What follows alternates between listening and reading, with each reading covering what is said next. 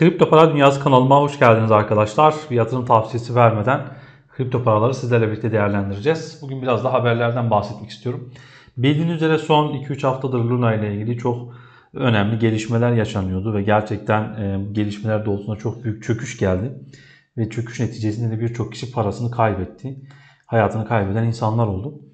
Ve bu süreçte elimden geldiğince Luna'yı paylaşmamaya çalıştım. Neden derseniz çünkü çok spekülatif bir durum söz konusuydu. Bu yüzden uzak durmak gerekiyordu ve ben de bunu yaptım. Şimdi herkesin beklemiş olduğu olaylardan biri vardı. Özellikle de yeni bir teklif çalışması üzerinde Luna ve CEO'sunun yapmış olduğu ve özellikle de oylar sonrasında kabul edilen bir protokol vardı ve sonuç olarak bu protokolün de çalışmadığı ortaya çıktı. Bakın %95 oyla kabul edilen Terra teklifi çalışmadı diye bir haber var. Yaklaşık 2 hafta önce UST'nin dolara olan dengesinin bozulmasıyla kriz yaşayan ve sorunların çığ gibi büyümesiyle çöken Terra ekosisteminde topluluğa yapılan yeni bir teklif %95 oranında kabul edilmesine rağmen hayata geçemedi diye bir haber var. Protokollerle kilitli kalan 150 milyondan fazla UST'nin açılmasına yarayacak olan sistem teknik sorunlardan ötürü çalışamamış. Birçok kişi hala Terra Luna ile ilgili büyük beklentilere sahip. Gerçekten hala bana göre çok büyük problemler söz konusu. Bu yüzden hala bile yatırım yapan insanlar var. Bence çok dikkatli olmak gerekiyor. Şimdi bu durum aynı zamanda arkadaşlar Terra Luna'nın resmi Twitter hesabından yapılan açıklamada 1299 teklifin kabul edildiği ancak teknik sorunlardan ötürü çalışmadığı kaydedilmiş. Buradaki tekliflerde belirli protokollerde kilitli kalmış olan 154.7 milyon sayı serbest bırakacak olan Terra üzerindeki EBC'nin yeniden etkin hale getirilmesini yani UST ve Luna'nın zincir ağası transferlerinin yeniden açılmasını talep ediyordu. Maalesef bu da gerçekleşmiş durumda değil. Şimdi Hindistan'dan gelen bir haber var. Hindistan Merkez Bankası'ndan özellikle de başkanın yapmış olduğu bir açıklama vardı. Akşam saatlerinde ABD piyasaları açıldığı zaman ondan biraz önce gelmişti bir haber ve akabinde BTC'de etki yarattı. Tabii ki ABD piyasalarında var olan düşüşler de etki yaratmıştı. Burada da arkadaşlar Hindistan'dan gerçekten özellikle vergiyle ilgili açıklamalar gelmişti. Bir ara kripto paralar yasaklanacaktı. Bu Çin tarafından da gelmişti. Bu dönemlerde bu tarz haberlerin gelmesi gayet doğal. Gelmeye de devam edecekler. Çünkü boğa sezonunda nasıl haberlerle piyasa şişiriliyorsa ay sezonunda da arkadaşlar haberlerle piyasanın daha da baskılanması durumunda ilerlemeler yapılmaya çalışılıyor. Bunlar da gayet klasik hareketler. Hindistan'dan çok farklı açıklamalar geliyor çoğu zaman. Şimdi de Hindistan Merkez Bankası Başkanı yapmış olduğu açıklamada arkadaşlar kripto paralar konusunda daha önce tamamen yasaklanmalı diyen Hindistan Merkez Bankası Başkanı katıldığı bir programda gündemi değerlendirmiş ve bu endüstri için fikrinin değişmediğini söylemiş. Biz bu konuda hep uyardık ve sonunda piyasa çöktü. Durumumuzda bir değişiklik yok diye bir açıklama gerçekleştirmiş. Dünyadaki birçok merkez bankası gibi kripto paraların karşıtlığıyla biliniyor zaten bu arkadaşımız. Burada özellikle arkadaşlar bakın şuradaki olay önemli. Daha önce birçok kez insanlara uyardıklarını işte şimdi piyasalara ne olduğuna bakın demiş. Biz regüle etmeyi başlasaydık insanlar bu kez de regülasyonlar nerede diyeceklerdi. Bu ürünlerin altında hiçbir şey yatmıyor. Ürettikleri hiçbir değer yok. Halbuki dünyanın en büyük teknolojisi olan arkadaşlar blockchain teknolojisinden bahsediyoruz. Yani şu görmüş olduğumuz aşılamanın bana göre mantıksal hiçbir aşılaması yok. Bu tabii ki benim düşüncem. Bunun dışında arkadaşlar Avrupa Merkez Bankası'ndan gelen bir haber var ki bu bence önemli.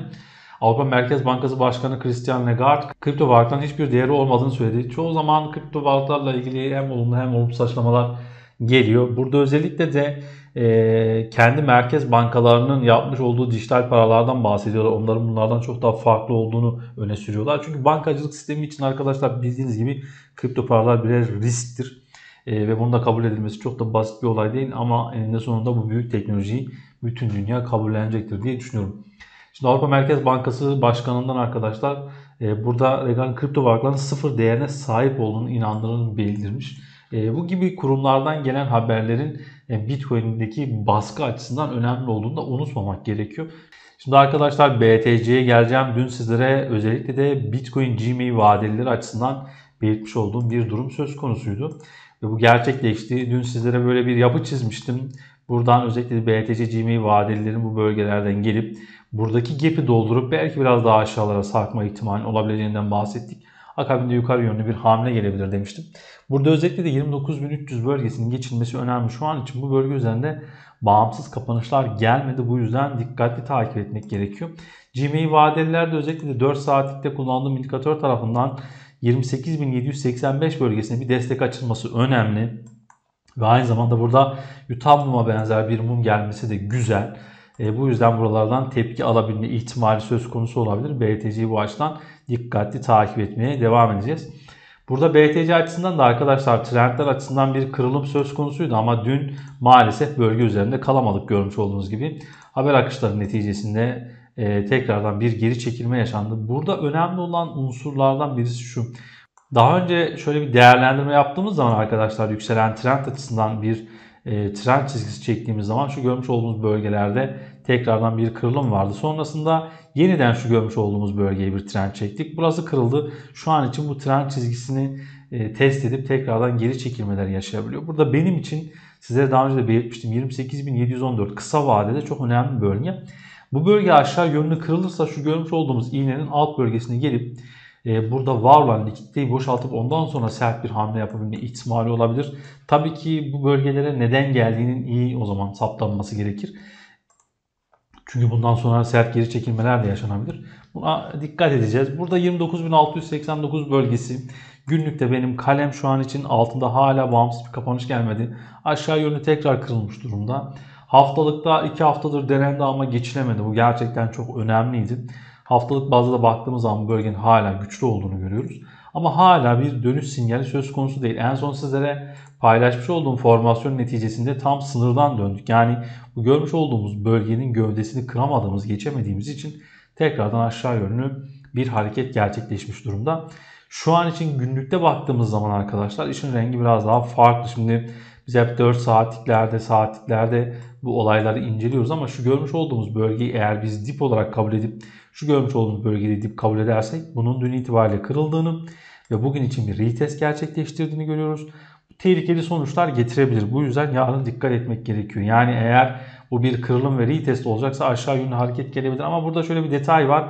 Şu görmüş olduğumuz yeni çizgi bölgesi, bu görmüş olduğumuz formasyonun yeni dip bölgesi olabilir. Çünkü bu tarz formasyonlarda ya da üçgenler oluşurken her zaman daha önce belirlenmiş olan diplerin daha aşağısında tekrardan dipler gelebilir. Bu yüzden dikkat etmek gerekiyor. Yani burada sonuç olarak yatay destek olarak 28.714 bölgesi altındaki 4 saatlik, saatlik kapanışlara çok dikkat etmeniz gerekiyor. Bakın daha önce denendi geçilemedi, denendi geçilemedi, denendi geçilemedi, denendi geçilemedi. Bu yüzden dikkatli olmamız gerekiyor. Çünkü bölge çok denendi. Eğer buradaki alıcılar satıcılara dönerse bu bizleri çok daha aşağılara götürebilir. Ve akabinde günlükte özellikle de haftalık bazda takip etmiş olduğumuz ABCD formasyonu gereği ulaşması gereken hedeflere gidebilir. Daha kısa zaman aralığında. Bu yüzden dikkatli bir şekilde takip etmek her zaman önemlidir diye düşünüyorum. Piyasada hala ayrışabilen coinler söz konusu. Bazı coinlerde tepki alımları gerçekten geliyor. Ama birçok coin genel manada BTC hareketiyle beraber doğru orantılı gidiyor. Piyasayı takip ederken gün içerisinde özellikle de Bitcoin dominansı yüksekse o gün altcoin'lere dikkat etmek gerekir. USDT dominansı açısından da aslında tehlikeli bir durum söz konusu. Bir kırılım ve retest gelmişti. 8 saatlikte bu gelmiş durumda, 12 saatlikte gelmiş durumda. Ama burada benim için önemli olan bakın birincisi şu görmüş olduğumuz hareketli ortalamanın tam tepe bölgelerinden red yemesi çok güzel. Bu ilk etapta çok olumlu bir durum. İkincisi %6.22 bölgesine koymuş olduğum turuncu bir direnç var. Bu bölgenin geçilmesi önemli. Eğer biz USDT dominansta bu bölge üzerinde kapanışlar görürsek bu Bitcoin içinde altcoin'ler içinde gerçekten çok büyük düşüşleri getirebilir. Bu yüzden buna dikkat etmemiz gerekiyor. Çünkü Bitcoin dominansının yüksek olduğu dönemlerde Tether dominansı da yükselirse bu çok tehlikeli sonuçlar getirir. Özellikle de altcoin'ler açısından. Şimdi 3 günlük baktığım zaman bu bölge kırılmıştı ama üstünde durmakta büyük güçlük çekiyor. Ama bölge üstünde olması hala dominansın yükselebilme ihtimalini gösterir. %45.25 bölgesi kilit bölgedir. Bu yüzden dikkat etmek gerekiyor. Eğer bu bölgeler geçilirse 48.93 bölgelerine kadar gidebilir. Bu da BTC gitse bile altcoin'lerde baskılanmayı arttırır arkadaşlar. Bu yüzden bu dönemlerde özellikle de BTC'nin yakın takip edilmesi önemli. Şu anda piyasa çok volatil. Çünkü ABD piyasaları çok volatil. S&P 500, Dow Jones, Nasdaq özellikle S&P 500 ve Nasdaq cephesinde sert satışlar görüyoruz. Burada Nasdaq geri çekilmeler yaşıyor. 10.728 bölgesine kadar geri çekilmesini beklerim ben. Bu bölgelere geldikten sonra biraz daha toparlanması hızlanabilir ama burada var olan bir durum daha söz konusu arkadaşlar. Bakın şu görmüş olduğumuz alanda bir ABCD formasyonu var. Bu formasyonun tamamlanma bölgesi tam buralar. Bu yüzden bu bölgelere kadar geri çekilme yaşayabilir. Yavaş geldiği sürece problem yok. Ama ani satışlar Bitcoin'i ve altcoin'leri anında etkilemekte. Bu yüzden BTC'de özellikle de dikkat etmemiz gereken bölgelerden sizlere bahsettim. Kısa zaman aralıklarında özellikle de dirençler açısından geçilmesi gereken bölgeler var. Burada 30.344 bölgesi direnç açısından önemli bir bölgedir. Bu alan geçilir ve üzerinde bağımsız kapanışlar gelirse bizler için olumlu olur. Çünkü bu alan defalarca denenmesine rağmen bakın arkadaşlar burada hiçbirinde bu bölge üzerinde bağımsız kapanışlar söz konusu değil. Günlük bazda da bir trendin dönüşebilmesi için en azından bizim 32.000 bölgeleri üzerinde kapanışlar görmemiz gerekiyor. Bu yüzden BTC'de tekrar belirtmek gerekirse daralım artmış durumda. Bu yüzden dikkatli takip etmek bu süreçte önemli. Altcoin'ler açısından da arkadaşlar söylemiş oldum. Yani ayrışabilen coin'ler söz konusu. Çünkü altcoin'ler çok ezildiler. Bu yüzden tepki alımları sert geliyor. Ani iğnelemeler yaşanabiliyor. Burada da teknik seviyeler arasında takip etmek gerekiyor. Şu an için büyük fotoğrafta altcoin'lerin incelenmesinin çok da mantıklı olduğunu düşünmüyorum. Hepinizi çok seviyor, saygılar sunuyorum.